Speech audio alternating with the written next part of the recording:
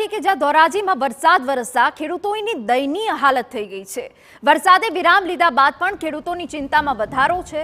ખેતરમાંથી હજુ નથી ઓસરી રહ્યા વરસાદી પાણી। ખેતરમાં ભરાયેલા વરસાદી પાણીના કારણે ખેડૂતો ચિંતિત બન્યા છે। મગફળી, સોયાબીન, એરંડા સહિતના પાકમાં પાણી ફરી વળ્યું છે।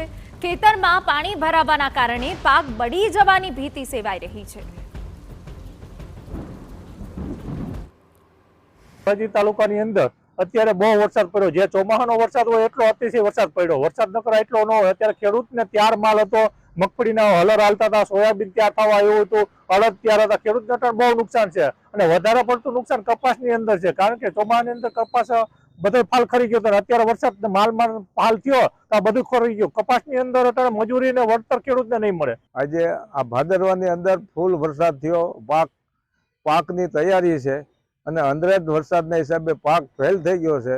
ખેડૂતને અસહ્ય સહન કરવું પડે છે અને સરકાર એમાં કાંઈ ધ્યાન આપતા નથી અને આપે તો કાંઈ ખેડૂતને થોડો ઘણો। તો ધોરાજીમાં વરસાદ વરસતા ખેડૂતોની આ સ્થિતિ થઈ ગઈ છે।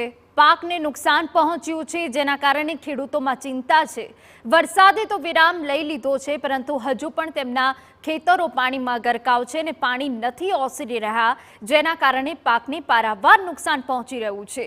સોયાબીન, એરંડા સહિતના પાકમાં પાણી ફરી વળ્યું છે, જેના કારણે ખેડૂતોને મોટું નુકસાન વેઠવાનો વારો આવ્યો છે।